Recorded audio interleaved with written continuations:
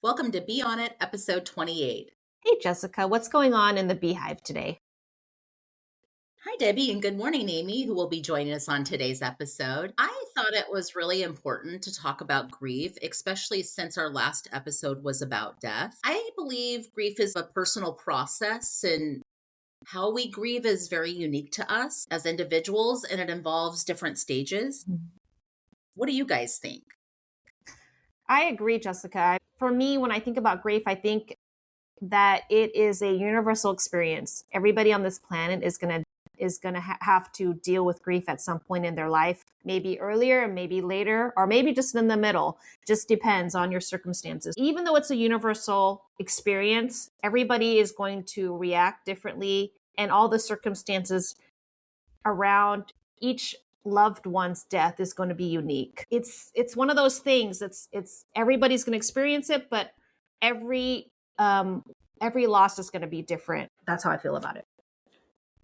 How about you, Amy? No, I agree with 100% with what Debbie is saying. I think that the key thing to remember is that there's no single right way to grieve. It's okay to just feel your feelings when you're going through it and not to look at how other people have grieved their loss. Mm-hmm.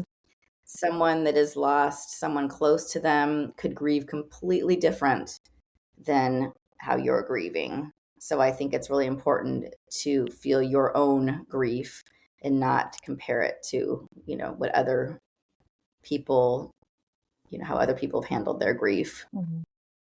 I agree. I found this so fascinating. I wanted to read a little bit more. I was checking out an article on positivepsychology.com, and I remember this. I remember there being a book called Death and Dying, and it was Catherine Kuber that wrote it. And she wrote it in 1969, and she wrote it for those that were dealing with terminal illness to help them have a process to grieve being terminally ill. It just talks about 5 stages of grief. And, she talks about how, it's not like 1 through 5. You don't grieve it perfectly. It's all over the place. And sometimes you revisit it. And she talks about how there's denial, there's anger, there's bargaining, there's depression and acceptance. It's interesting when we think about those different stages. And, we've all felt that, especially with anticipatory death. Not only is the person that is terminally ill experiencing it, but family is experiencing it at the same time. How do you deal with helping them to grieve their own demise? Mm-hmm. And how do you help yourself? Mm-hmm. It's something that is so unique. You want to be supportive too, but you also want to feel your feelings. And I think it's good to talk about and acknowledge. Amy, you were talking about your mom having to deal with that recently. Do you want to talk a little bit more about it? Oh, sure. It's difficult because it was only about 5 months ago. So it's still difficult to talk about. I think it's healing to talk about it and reflect on it. My mom, so that in the end of May, she was diagnosed with pancreatic cancer. It was stage 4, which basically it had metastasized into her liver and into her lymph nodes. So at that point, she made the decision to immediately go on hospice and wasn't going to pursue any form of chemotherapy or anything like that. She just didn't want to go through that. Really, the doctor agreed that probably wouldn't be in her best interest, just because the quality of life that she was going to have left. She wanted to be feeling as good as she could during the time that she had left, which I completely respected. Mm-hmm. I did have a few friends say, "Well, isn't she going to fight it?" It's like, well, no, that's her decision. She doesn't want to have all the symptoms, all the side effects. She wants to be feeling as good as she can.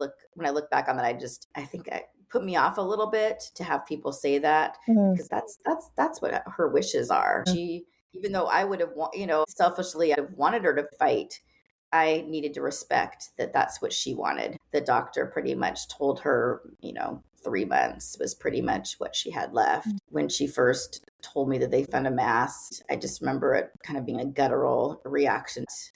That's my worst nightmare. Was like, I always thought, oh, that's my worst nightmare to hear like one of my parents tell me they had cancer. That was Sorry. tough. No, that's okay. It's still, you still get a little emotional when you're talking about it, because I think that's just natural. That's your, that's your mom, So, Did you find her going through some of those stages, even though she had made peace with it? Did you find it pop up? for sure. I mean, she lived about 3 hours away from me. So I would go and visit her about every 2 weeks after I found out. I was fortunate enough with the job that I had to be able to do that. I also wanted to respect the time that she had with her husband as well, and not infringe on that. It was a tough balance. I actually recently found a quote about anticipatory grief, and this just really spoke to me. That was from a woman named Liz Newman. She was saying, I was constantly seeking a balance between mourning what's already been lost, making space for the time and moments we still had left, and making sense of this complicated process that felt like my heart was split between two contrasting realities, hope and heartbreak. I just remember every time that I would have to go leave her, it was really tough, because you know that there's not a lot of time. All those mixed emotions, right, Amy? Like that quote you were mentioning, if you had a cup and you put all these emotions in there, it's just all blended and swirling, and whatever rises to the top is what rises to the top in that moment to moment. Yeah, because I'd never been through this before. I didn't, and then also being an only child too. I didn't have siblings to talk to about what we're going through together. It was just me floating on this island trying to navigate and be there for my mom. It was really important to me that I wanted to be there for my mom. Then also, like I said, also honor her time that she had and how she wanted to spend it. That's so interesting, Amy, that you say that, because I never thought about the sibling dynamic, how that would be different if you were an only child versus having multiple siblings, and how all that responsibility feels like it falls on you, or a lot of it does. Did you feel that responsibility? Yeah, she's married. My parents divorced years ago, so she's married. He also was her caretaker as well. But still, I've never been super close with him. I would say I probably relied more on my own dad for the emotional support. Did you feel like you had to put your grief aside so, be supportive for her? Did you feel like you had to grieve after she passed? For sure. That must have been tough. Yeah, it was really hard for my mom to see me upset. I didn't want to put that on her. Yeah. That is, wow. It was tricky. Tough place to be. Tricky. Very tough. No, but I see with this anticipatory grief, you're trying to support the person who is really dealing with this prospect of death happening, however long it's going to be. You're trying to support somebody else, but in turn, you have to be supported as well. I didn't think about that. When you weren't with her. Oh, sorry. When you weren't with her, did you find yourself trying to process and grieve it? What were things that were helpful for you to process?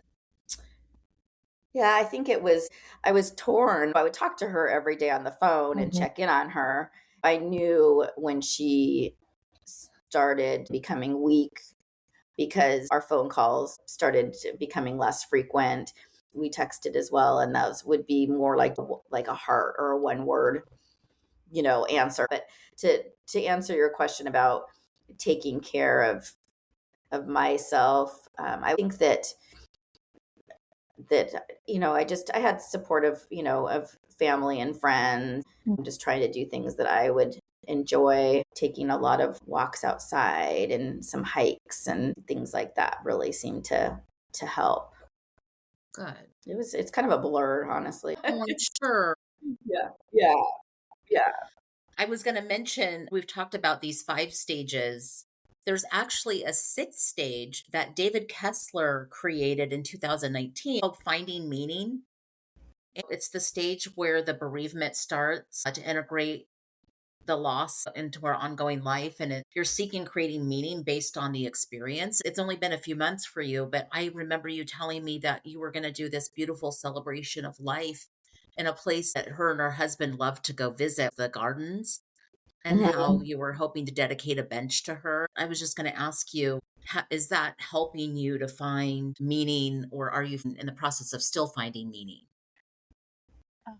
This is actually not going to be till the end of April, which is this daunting thing. I volunteered to put together a slideshow of pictures. I'm still kind of, I have to admit, I've been procrastinating a bit on that because it's Oh, difficult. yeah. It's difficult to look through those pictures. A lot of people tend to have memorials or celebrations fairly soon after their loved one passes. So this has been kind of an interesting experience. It was something that her husband decided that he wanted. So I wanted to, to respect that. It is going to be, it's good to remember her for sure. Um, I'm not sure about the bench. The bench was a lovely idea. I'm just not sure if that's something that they do any longer. But I'm hoping that they'll be able to do something at the Yeah. garden because it's somewhere that she gave quite a bit of her time. Was a donor to the garden as well. I'm hoping that there'll be something that can honor her there. But just having the service there is going to be wonderful. What about things that are helpful and not so helpful? I was looking up this article. It's mygriefinloss.org, and Carol Ricks writes the basic guidelines for do's and don'ts on things to say. I wanted to discuss it because when we lose a loved one, people, I think, are in this position where they don't know what to do and they don't know what to say. I want to talk about it so you have a guideline what to do to be supportive to a person that's grieving. She really gave a great outline. Don't assign positive meaning to their loss by saying like time will heal all things. Don't project that onto somebody else's loss. What she says to do is follow the grieving person's lead. Be attentive, be an active listener. If you want to, sit in silence, it's okay. You don't have to fill it with conversation. Just being there for that person is sometimes all that is needed. I was just going to ask you guys, are there things that people have said that weren't helpful, or things that were really helpful that helped get you through the grieving process? Or like for you, you were experiencing your mom's terminal illness. How were you getting through that? I know it was tough. What were helpful things? How were they supporting you while she was still here and after?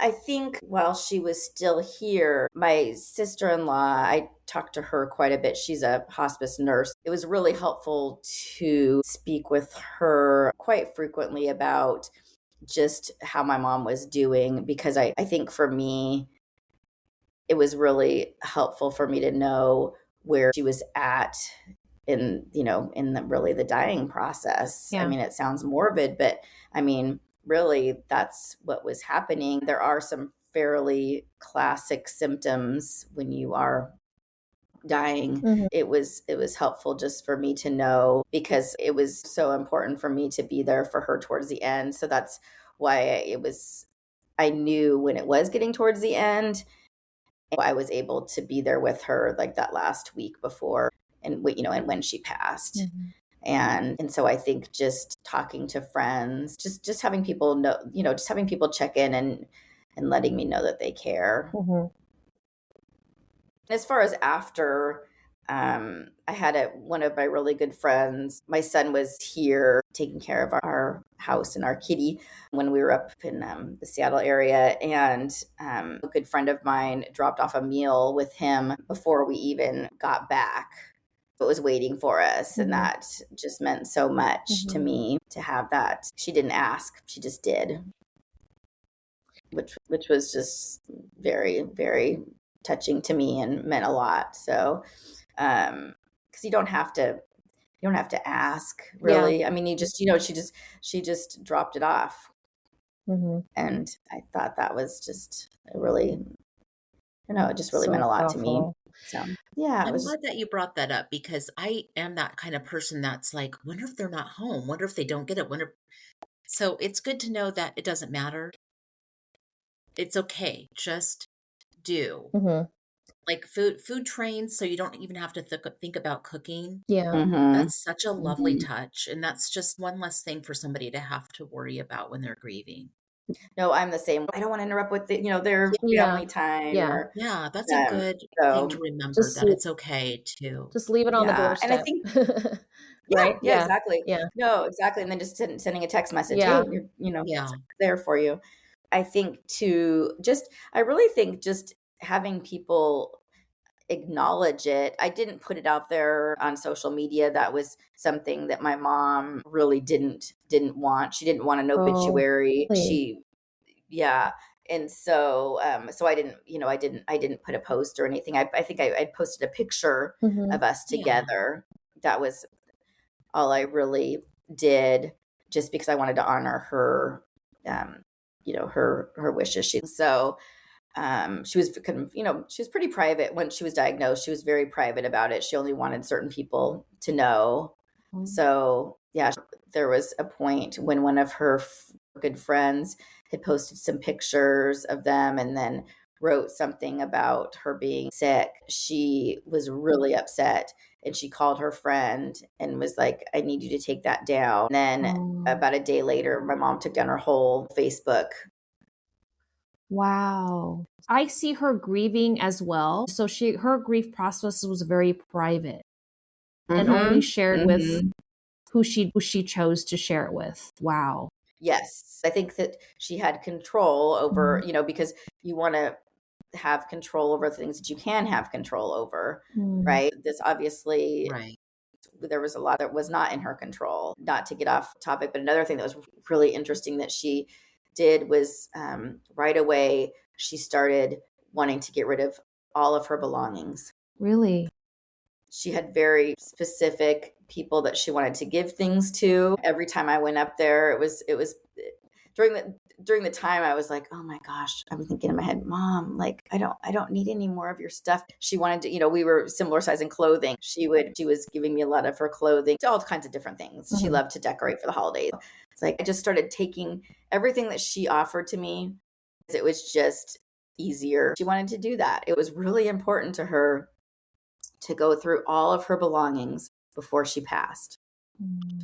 So for like the first month, she did that. So she was ultra focused. Mm. She was, yeah, quite So she basically amazing. purged a lot of things that she felt like she wanted to give to specific people, including Mhm. you, obviously, her daughter. How did that feel for her after she purged that? Did she feel better after that? Do you know? I think she did for sure. Mhm. I think it was something, again, that's something that she could control. Oh, okay. It was, it was something that was important to her. And now reflecting back on it, I'm like, oh my gosh, I'm so glad she did that, because it would have been such a different situation having to go back into the house. I haven't been back into her house.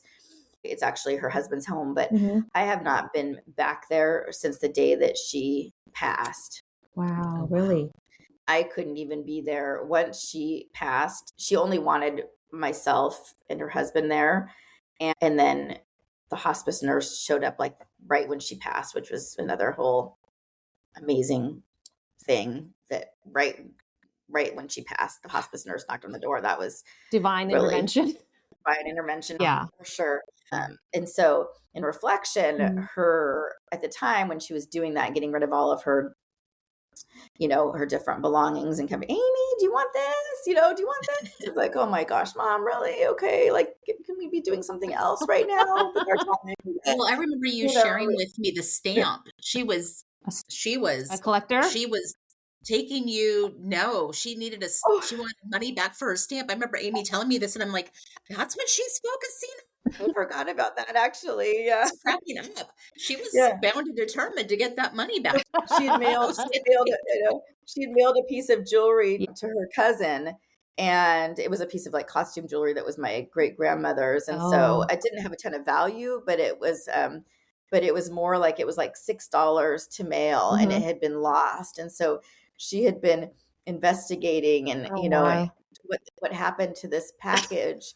And so, yeah. And so one afternoon, it was like she wanted to go down to the post office and get her $6 back for the postage that, to be reimbursed for the postage for the item that was lost. It wasn't like I said, it wasn't a matter of getting anything insurance or anything compensated for the Yeah. package and for this piece of it was, costume jewelry, but it was the postage, that $6. Right. The It's principal. important. Went down to that post office and waited online for like 20 minutes to Oh, My gosh, it's funny. sweet. But that's just her. That was she. Yeah, she was she sounds like, was she very particular? She sounds like she has a strong personality and very particular about certain things. for sure. She was just a very determined Yeah. person and very goal oriented. When she had something in her mind that was important to her, it was gonna happen. If you don't mind me asking, what decade of life was she in?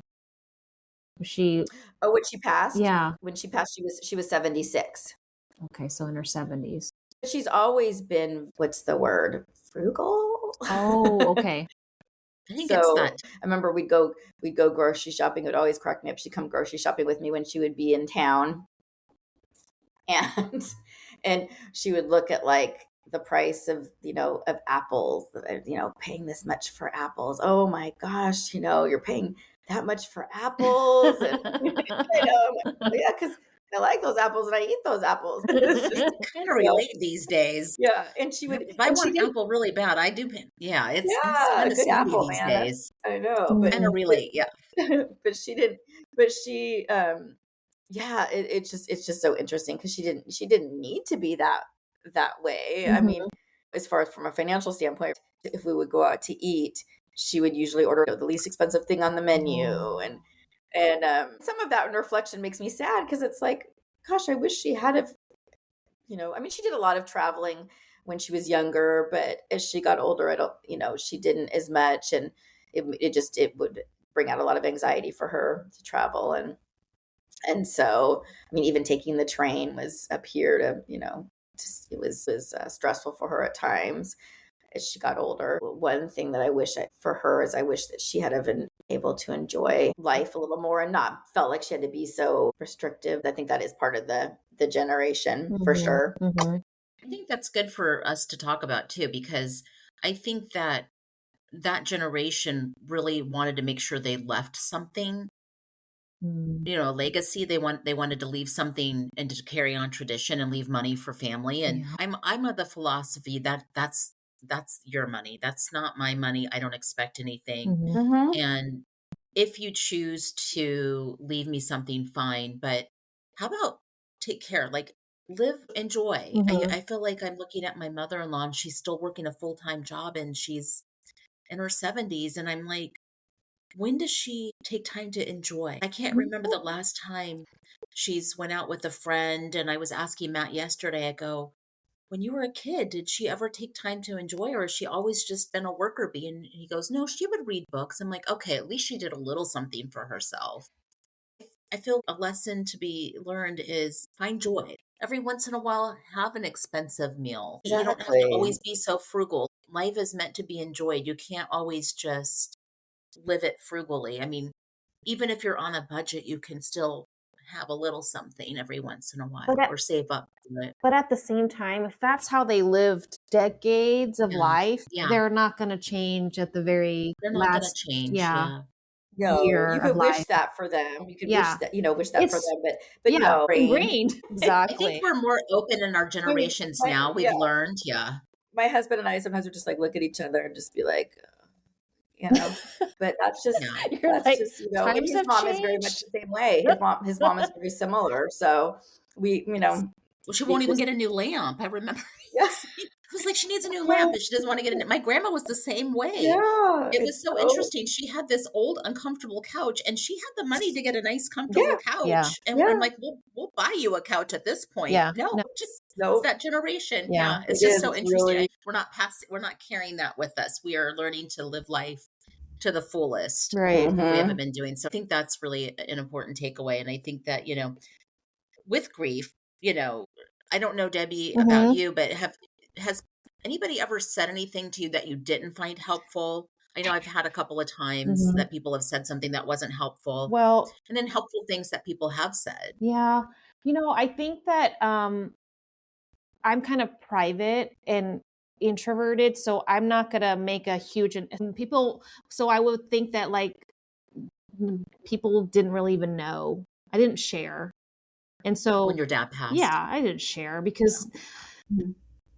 for me to share, that'd be a whole long conversation around his death and everything like that. And I didn't get a lot of unsolicited advice or comments because they didn't even know that it had occurred. And in a way, that's sad in and of itself because it's like you're going through this pain, nobody's even acknowledging. Sometimes that's how I feel too. It's like, gosh, I don't know what to say. And I don't know all the circumstances. And I'm not even super close to this person. I want to acknowledge that they're going through something. Sorry for your loss. That's so repetitive. It's been used so much. I struggle with that too. During the time that I was going through my grief process, the people that I leaned on were the people that I was really close to, my sibling, my mom, family. It didn't really matter what other people said, but at the same time, it was kind of sad too for me a little bit. I agree. I mean, I just remember when we lost our dog, somebody saying, "Are you going to go get a new dog?" And I was just like, "Whoa, there's a time and a place." And that just wasn't the time. Yeah, and then you have I'm not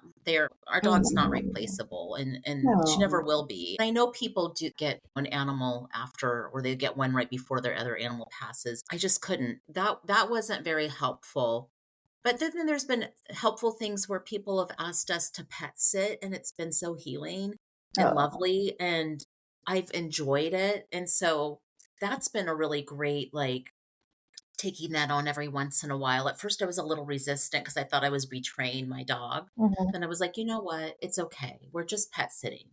We're just loving on an animal for a short amount of time. And and really actually looked forward to it. So I turned Mhm. it something, into a positive. I think that is what we have to do when we're grieving. We have to find some positive things to do to help us get through and grieve, because it's going to come and go. Yeah. Grief is weird like that. And It is acknowledging, weird. also, I want to say, acknowledging when somebody's grieving their loved one's name, or like if you happen to know the anniversary of their passing Yeah. or their birthday, Mhm. just acknowledging and celebrating that, I think, is important. Yeah, I agree. Jessica, I think that knowing what I know now and having a little bit of reflection on it, if I was to do it again, just sending a card, because we send texts all the time, but card is Right. something a little more thoughtful to me. Snail mail and just saying, "I'm thinking of you. I know this is a hard time for you. Please reach out if you need anything." Just acknowledging that they're going through something, and then that invitation of, "Hey, if you need anything, if you want to have a conversation, coffee, you know where to find me." What do you think, Yeah. Amy? How did you what was supportive during that initial like? No, I think like both of you just commented on or expressed was the acknowledgement piece. Yeah. I think that that's huge just for someone if they know about it. I've had a few people that have not acknowledged it at all.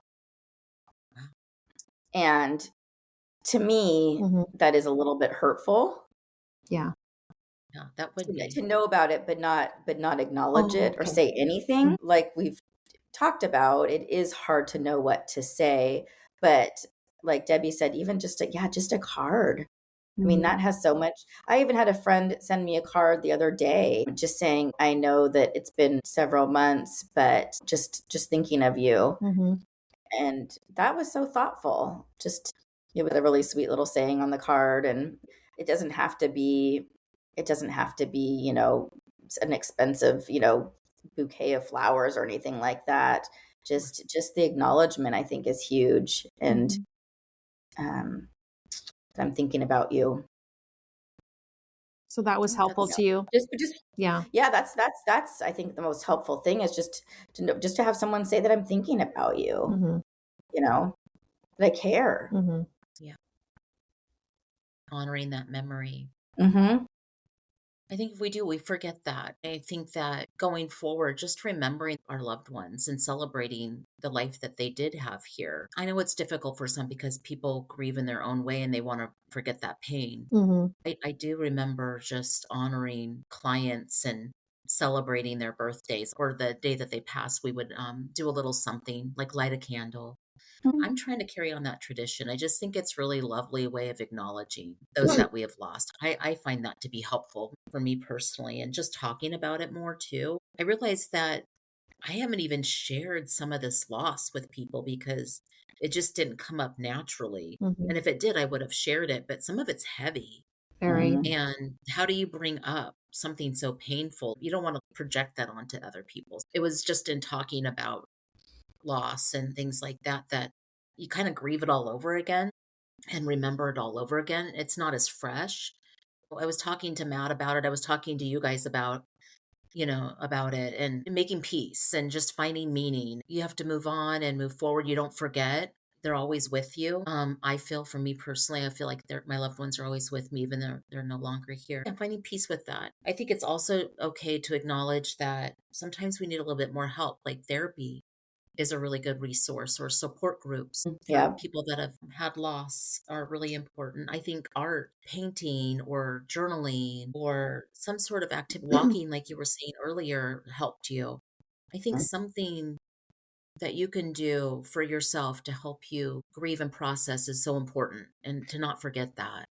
Yeah, I've been teaching myself how to crochet because it was something my mom, I think, encouraged me to learn how to do. She didn't know how to do it, but my great grandmother was a beautiful seamstress, and so it was something that she really enjoyed doing. And so my mom had given me a couple crochet needles in the past that were hers, and so I've been attempting to learn, how to crochet. It's a process, but Oh, it I'm is. trying to Love stick that. with That's so it. But yeah, sweet. Yeah. but it's enjoyable. It's there's a lot more to it than meets the eye. Yeah. Concentration. Yeah. But I find that really very therapeutic. It is. I've always enjoyed reading, but it hasn't been until like the last 2 weeks I've actually picked up a book and been able to read. I didn't have the attention span for it Really? after my mom. Yeah, Yeah. and have it, you feel like you can be more focused and have some. Hmm. I just couldn't. It That's was so strange. interesting. My husband would make comments like, "It just doesn't seem like you can relax." Mhm. I think for several months, I just felt like I had to really keep myself busy, not just sitting, Yeah. sitting in the moment. Yeah. Okay. It was almost very strange after she passed. It was almost like this weird adrenaline thing. And I don't even know if you call it that, but it was almost like I think it was my brain's way of sort of protecting me Mhm. and not dealing with everything all at once. I read this. It's like the brain protects us from that trauma. Mhm. I mean, It is traumatic. Yes, it is traumatic, and it's yeah, absolutely. that's trauma. That's the most trauma I've ever been through.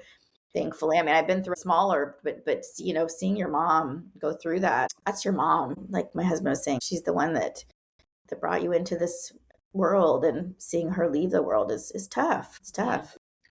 I have some thoughts, Amy. I'm so glad that you were able to find activities, having that realization that I'm able to kind of relax for a breath or two. And I can do these things, and especially the crocheting, because that's what your mom, you know, recommended would be a good activity for you. Like a Yeah, she lifelong was always skill. Yeah, she's kind of be like, "Have you tried that yet?" I was like, "Oh no," but now I'm determined. I'm like, I'm gonna at least make something. Nice. a coaster, something, a square, something. And recognizing like that is traumatic to have to go. Any death is traumatic, but definitely your parents. That's no easy thing to have to go through. And this is just kind of me thinking our parents, whether they intentionally try to teach you or whether they don't have the skills to teach you, they're teachers all the same throughout their entire life. So they teach you what to do, and maybe they teach you what not to do. For my dad, it was a mixed bag, more of okay, this is what I don't want to do, but at the same time, I can Mm. also recognize, oh wow, his will to survive was so strong. His determination to survive was so strong. He was born prior to the Korean War, so he went through that during his young childhood. So it just made me think about like parents are teachers as their children. You've learned all these things from them in the way that they live their lives, the good and the Mhm. bad, and the in between. No, it's interesting because even now, and I'm acknowledging it more now Yeah. since she's passed. But I'll find myself saying something. People have even commented that I sound like my mom, and so just by the way I speak. And so yeah, so I'll say something. I'll be like, I just sounded exactly like my mom. Mm-hmm. It's crazy. Like It is weird. so It is such a strange process, though, I'll tell you. I bet. Grief. I've gone through grief before with, losing grandparents, but losing a parent, I think it's just, it's such an individual thing. Like we were saying, everybody experiences it different. Right. Yeah. Just because one person loses their mom or their dad or whoever is, A someone close child. to a child or, a pet. I mean, it doesn't matter. No. I mean, everybody is going to experience it differently. I Mhm. think we really need to acknowledge that and not try to be judgmental about that. I agree. I feel like people tend to judge people's grieving process. Just remember that we all individually grieve in different ways, and our relationships with our lost loved ones are going to look different. Acknowledging it and not judging others, but still showing support and just being mindful what we say. Is it going to be helpful or is it going to be hurtful? And like you said, don't be afraid to just do something. Mm-hmm. Is important. Mm-hmm. I Just let that person know you're thinking of them, though. I think that's Yeah, I think it's to important to me, that's, acknowledge. I agree. yeah. And I mean, like Debbie said, like, so, sorry for your loss does get overused, but it's still, I think it's Something. still, it's still Better than something. nothing. It's better than nothing, honestly. Better than nothing. Yeah. For sure. For sure. I don't know how you guys feel about this, but I was thinking when you lose your parent, it's so deeply personal and it means everything to you as the child or the loved one, who's super close to them. But broadly speaking, I feel like it's just sad I think that like as you're going through the process, you're like, and you could be in the process for a long amount of time. Like maybe you don't want to forget them. Or maybe you still want those memories to be alive and fresh in your mind for a very long period of time, And maybe some other people, they're like, okay, I want to kind of move on. Or, not that you ever really move on. They'll always be in your mind and on your mind, and those memories will always be in your mind. But I think that, like, broadly speaking, I feel like after the initial, death, I think it's just sad to me to know that, especially if they're private or whatever it may be, because my dad, I was estranged to him for quite a long time, so I didn't really know who he was close with. But it's just like this notion of like that they're going to be forgotten. That's really sad to me. So it's like Mhm. it's like this mixed bag of like, eventually you're gonna get past all these stages, but at the same time it's like I don't want their memory to be forgotten. I want I want their legacy to live on, and in whatever manifestation, whether it's a physical structure, or whether their legacy lives on in the minds of the people that they influenced, around them, small or big. Mm-hmm. Yeah, I agree. I think for me, it's like losing my sister-in-law was probably the most shocking because I had the loss of my uncles when one died of cancer. Watching him pass very quickly from that was really rough. Then the loss of my uncle by suicide when I was in grade school.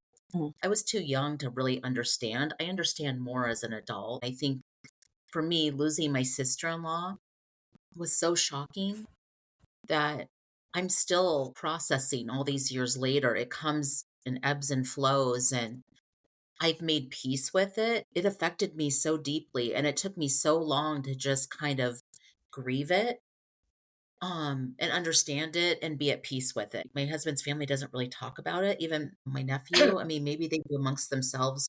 We don't ever really acknowledge her birthday or her passing. I will talk to my husband about it. Oh, your sister just had a birthday. I I think that doing this podcast, I'm hoping that that helps people to like open up that conversation and not feel like it's taboo, but to talk about it and to acknowledge their name and their birth date and their day of passing and who they were. Their legacy. No, I love that. Mhm. Yeah, no, I love that in your last podcast, how you were talking about your sister-in-law and how, there were things that, that you were saying that weren't so positive, but you found to honor her, you found and talked about these things that you really enjoyed about her. And I just thought that was so Yeah. sweet to look at the things that you really, that you really found, just that she had this, I think you said she had like a really silly sense of Very humor. whimsical. Yeah, very whimsical. And Mhm. I just thought, I don't know, that just really stuck with me after listening to that, was that I thought that was just so sweet that you were focusing on the positive things that she brought to this world, Mhm. Yeah.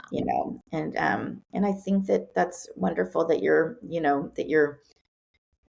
it sounds like it's difficult though, because they don't want to, it doesn't sound like that they want to talk about it as much, and it's the way that they deal with, you know, Yeah. they're more, David Kessler's talked about practical grievers. He's a renowned expert on, on grief. He's done a lot of written books and done a lot of podcasts. He talks about how there's, these, practical grievers who basically, like, it's done, they acknowledge it, and they move on. And in their mind, it's very, very concrete and different style of the way that I grieve, Mhm. but it's okay that's how someone else might grieve. And so that might be how your in-laws are more of the kind of practical grievers. I think so. I think it's Yeah, kind I of from don't. their generation as well, where Mhm. they just kind of hold it in. And I don't think they ever, like, especially raising my nephew, I don't really think they've ever taken the time to grieve all their loss. Then Yeah. we had that second celebration where we buried her next to my would have been my brother-in-law that passed. Mhm. And that just kind of reopens things. My nephew, he's now older, and I think they were so focused on that. And I think that's from then, loss has been associated with having to move forward. Yeah. There's no time to really grieve. If we have to move forward. So you're right, they're practical grievers, and I'm just not. I need to Hard. talk about it and Yeah. process it, and Yeah. Great. it's really difficult to put yourself in someone else's shoes that is a practical griever, because you're like, what? Like, exactly, that person just might not have the tools to Yeah. be able to Yeah. help you, and that's okay. That's okay. Yeah. That's just how they handle. So it sounds like practical grievers, from the description that Kessler gave us, they kind of compartmentalize it. It's in this box, and then let's set this box aside. Is that I your mean, understanding, or? that is, since that's not how I grieve, I Mhm. can't speak to that, but that's how I see it. Mhm. Yes. It's, they're acknowledging it. I mean, even my husband, he's definitely like reading and hearing about practical grieving, like, okay, that's him, because when his dad passed, from his perspective, everybody is going to die at some point, and that was their time. Yeah. And so it's very cut and dry. There's times when I wish I could be more like that. Like, Yeah. I'm kind of a blend of both. That's Really? interesting because it yeah, depends. If yeah, they've lived a good life, I feel like yeah. I'm at peace with it a little bit more. But if they're younger, yeah, it's very interesting. They were prepared mentally that this was going to happen. There's practical grievers and everybody else. There's practical grieving is very specific, but an emotional, Maybe. griever, intuitive, Yeah. I don't, just someone that really needs to talk about it, and, seek a lot of social support, Mm-hmm. um, you know, where someone that's more practical probably doesn't feel that need. Okay. Because, It's like, not something that they need for themselves.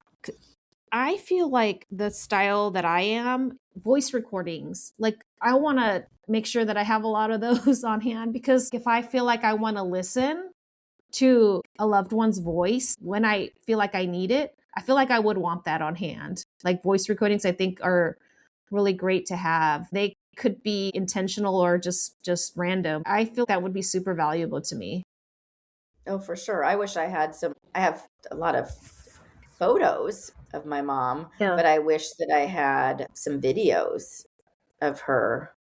I have Wish I had voicemail where I can videos. hear her voice, Yeah. but I don't have any. It would have, I mean, I have to look back. There Mhm. might be some older videos of when my boys were younger, of some birthday parties or something like that. When we had the old video camera, but I don't have. Yeah. Oh, the Yeah, camcorder. the Oh my camcorder. gosh, the Yeah, big heavy nice. duty one that you have to put Yeah. the Yeah. little insert into the VHS. You'll have to go. Exactly. So I mean, there Oh might, yeah. so I know there's some, some footage. Those. Yeah, the vault. I know. My mom's very much, here, but, like, she Yeah. says certain things when you call her. For instance, if I was to call her, I would say, hey, hi, mom. And I kind of go immediately into why I called her. She's like, good morning. She kind of like says, good morning. I sometimes even skip over saying good morning. I'm like, hi, mom, blah, blah, blah, blah. And she's like, good morning. Or she'll Oh. answer the phone because obviously the caller ID comes through and she's like, hi, sweetie. Like these cute little practices that she does, and I'm always used to, but like I don't have a recording of that, and I'm like, that'd be lovely to have because I Oh, might for need it later. sure. Yeah, Yeah.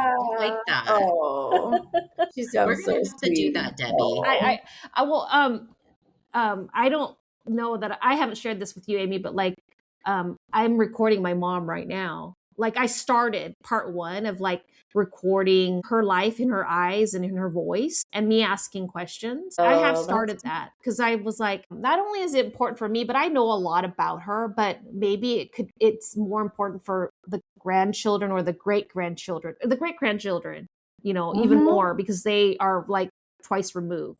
They haven't actually experienced her as long as I have or my children Right. have. So it's important to No, do if we can. I think that's wonderful. I mean, in hindsight, I wish that I had have done more of that. You just don't think Yeah, about it. And I thought my mom was going to live in term. She's been a very healthy person. I mean, takes good care of herself, and I mean, this just came out of left field. I would have thought that she would have lived into her 90s. Yeah, that's just so crazy. That's the one thing I did do. I did get a book, and it was just on Amazon, but it was Mhm. like "Tell Me Your Story, Mom," I think it was oh, called. that's nice. And so I did work with her a little bit. I did all the writing in it. It's kind of something meant where you would buy it and fill it out yourself from your own perspective. I just sat with her for I think about 3 or 4 different times, Mm. as long as she felt up to it, Mhm. and just asked her some different questions that were in the book about her life. I did do that because there were some things that I didn't know I'm so about glad her you were able to childhood do and things that. like that. We did do that, and I have sweet memories of that because she would just sit with her eyes closed and talk, and it was just dictating. Oh, wow. So, So Mhm. yeah, so I well, I just want to acknowledge that we're so sorry for your loss, and we're sending you all the hugs, and you're so brave to be open enough to have this conversation and join us today. I think it's going to be helpful to others. We hope all grieve so. individually and we still continue to grieve. I think that people sometimes need these tools and permission to grieve uniquely. If you like what we're all about, please join us next time. Thanks. Thank you. We are all about community. Join our community by following and subscribing to Be On It through YouTube, Instagram, and of course your podcasting platform so we can continue to bring Be On It to you.